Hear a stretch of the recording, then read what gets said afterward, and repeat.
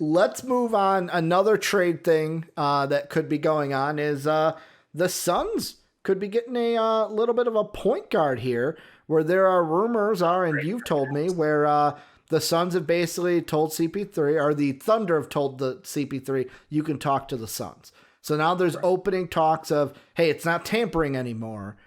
Basically, the question is, Dave, is CP3 gonna get moved for the 10th overall pick? And what is the deal? That's the question is the 10 involved here? I don't think it necessarily is. I think if I'm the Thunder, it has to be.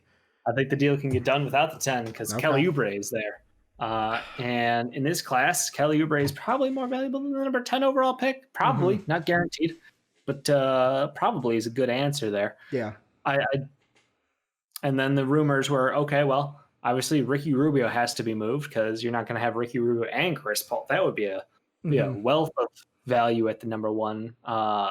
Don't think that's going to happen. It sounds like Oubre and Rubio are likely on the way out of Phoenix. Plus, obviously, some filler contracts, whether it is Eli Okabo, whether it is like Frank Kaminsky or something like that. Who knows which pieces you're going to end up getting out of there, but like something else is leaving that team. And then obviously the Thunder are going, cool, we've got that. And then you hear the rumors already going, well, the Clippers are really, really digging point guards. And if they can't get a Rondo, they would prefer to have a Ricky Rubio, perhaps. Well, we could flip a Pat Bev plus a Shamet maybe for a Ricky Rubio. Like, would that be a deal that they would be interested in? So we're already working into a 3-team rumor, and somehow the Mavs got tossed in there as a potential 4th team. I don't know how that quite happened, but it does sound like the key pieces of this deal are CP3 from the Thunder to the Suns, Ricky Rubio landing on the Clippers, and Kelly Oubre going to the Thunder.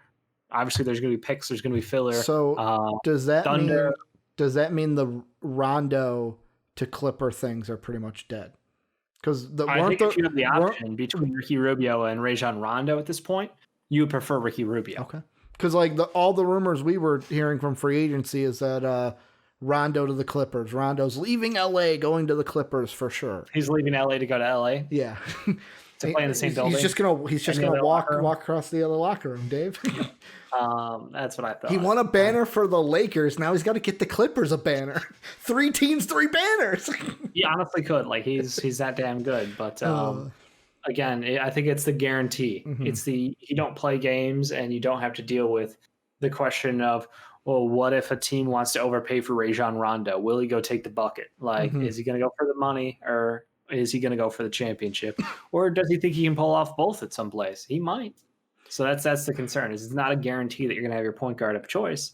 With Ricky Rubio on the market, you can lock that in right now. And yes, Shamet and Pat Bev could be a high price, but at the same time, when playoff time counted, when it got down to the wire, who's playing those minutes, what matters most? You not having a capable floor general hurt you and prevented you from winning a championship this past year. It was very clear. And here's the reason why, for me, if I'm the Thunder, because who said it in Twitch chat? I saw it in Twitch chat. Basically, someone said, Oubre or the 10th, you ain't getting both. And Alexis, thank you. Where basically, if I had to choose between the two for the Thunder, I would almost lean the 10th over Oubre. And the reason why is the more I look at the Thunder roster, I'm thinking more of this is not a team to where it's like, okay, I need to add someone to get back in the playoff push. I almost go, hey, the West is going to be loaded. Next year's draft class is going to be pretty good. If we're out of the playoffs, get a good draft pick, hey, maybe the lottery helps us out. That helps us. Let me get someone that I can add to this young core. You and I were talking about before the show. Hamidou Diallo, Lugan Stort, Baisley. Those are just at the guard and fucking the 2 and the 3. Shea Gilgeous. Like, this is a young team. Adams would then be the oldest player on that team? Him and Schroeder? Like, Schroeder's even being rumored to be in trade talks and rumors. But Schroeder said he doesn't want to play for the Lakers, which was an awesome fuck you. That was Lakers fans sent into a tizzy. Basically, I don't want to ride LeBron's coattail. I want to do it on my own. I really like my coach. I really like my team. I'm good here, kind of a thing. And I was like,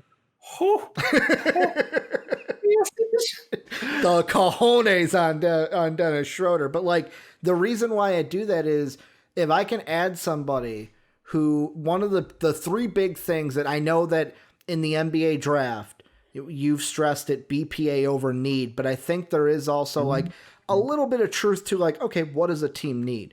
And the three biggest needs that the Thunders have, if you're going for a need, is shooting, passing, and just talent, like pure talent on the board. And if I trade up to 10, if I'm the Thunder, I just look at all the shooters that could be there. Vassell could be there. Bay could be there. Neesmith could be there. Like, there could be guys that can help me out, add to this young core, and I can then start a rebuild rather than adding a Kelly Oubre who, yeah, he makes the team better for next season, but how does he fit into the plans moving forward with this young core? I mean, he's still technically under contract for a couple years, right? Oop. Right, I gotta spell his name right. There we go. I'm pulling up Spot Rack right now. 2021. Okay, so it is just next year. Yeah, he's like that's the thing. $14.3 million contract next year, and if they trade for him, they would still have his bird rights technically. So it'd be interesting to see if they want to move forward with that. I forgot the Suns deal was only a 2-year deal, $$30 million deal when he joined the Suns. I didn't think it was something like it wasn't like a 4-year thing. I thought it was a 3 for some reason, but it was only 2. But yeah, I don't see it as a problem. I think Kelly Oubre would be a good addition to the team. I think that it could be another player. Hey, the Thunder might just be there to pump and dump on players. Like, hey, we're going to go ahead and we're going to let you be a high usage player, and then we're going to sell you high if we can. Like, that's the situation they're in. So I don't think there's any problem with them going after that. Dude, they have so many draft picks. The Thunder, 2020 owned Denver's pick. This year they've got, next year they've got the Miami and or Houston swap. 2021, just that's a solid one right there to have. But then it's Clippers pick, then they've got their own and a Clippers pick, then it's a Miami pick, then it's a Houston pick, then it's a Clipper pick. Like, they have so many future picks. They have so much capital that if they want to move up and get a superstar at the top of next year's draft, they can. If they want to move, like, take a swing this year, I don't think Kelly Oubre makes them a playoff team. I don't think anybody thinks that Kelly Oubre. But I just like Chris Paul leaves on that team. Even with that, leaves on that team. Even with that, though, like, I look at it and go, they're still a bad team. Yeah, but I would rather than take the pick, give me someone who I can build off of an ad rather than someone who's probably just going to be here for 1 year. And then we see, or unless you're thinking they add him and then by the trade deadline, they're flipping him for something for next year. Or they're flipping to a long-term deal. Like, that's the thing. Like, there's no harm in that. Again, the value of a 10th overall pick is good, but at the same time, Kelly Oubre is already performing at a pretty decent level, to be fair, in the NBA. Like, I think that there's not many players who put up his numbers in the NBA, so it's kind of funny. I mean, he was putting up just shy of 19 points a night, 6 boards, a couple assists a game, just over a steal a game, shooting not bad splits, 45, 35, 78. So again, I think he's a pretty solid small forward. I don't know if he's a franchise player for you, but like your building block there is Shea right now. Outside of Shea, you've got potential. You got, like we mentioned, Dort, Paisley. You got T Ferg out there. You've got a bunch of young kids beyond that. Like, I think Nerlens could be a cheap re-sign who's a good long-term player. Hamadou, who knows, because he's just athletic. Like, you've got a handful. And Schroeder, obviously, who knows? But and then Danilo, what happens with him in free agency? I think he walks. You think so?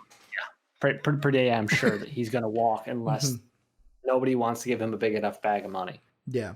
It just comes down to, I don't think Oubre changes their franchise as far as value in the picks. Yeah. So, like, if you can land him for the year, do it. Yeah. See what happens. If he puts up 20 plus points a night because Chris Paul's gone and Shea still puts up 20, Schroeder still puts up 20, and you have Oubre who can put up 20 a night, like, that would be a fun team to watch probably. And maybe somebody's going to give you a good offer and you can flip them for a first next year in a much better draft class. Yeah.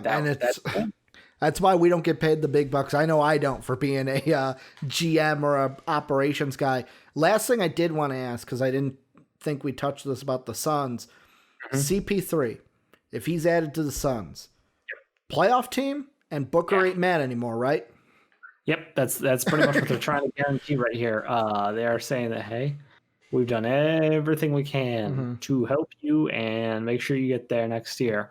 CP3 when healthy, amazing guard. I mean, he was an all NBA player this past year, even, I think. So, like, it's crazy. It doesn't matter how old he is. It doesn't matter how horrible that contract looks. If he can help you get to the playoffs by being just one of the best floor generals of all time, and an above average defender still, like, do it. Whatever the cost is, it's probably worth it to you just by being able to keep Devin Booker there and happy. You've got great wings. Like, losing Oubre is bad, but, like, you have Mikhail, you have Cam. Both those guys play really well off ball. Yeah. Let it be the CP3, Booker, and Ayton show, and let everybody else stand back, chuck threes, and look good out there, you know? I agree. The only thing that I think we've disagreed on is the Oubre in the 10th, which is not bad at all.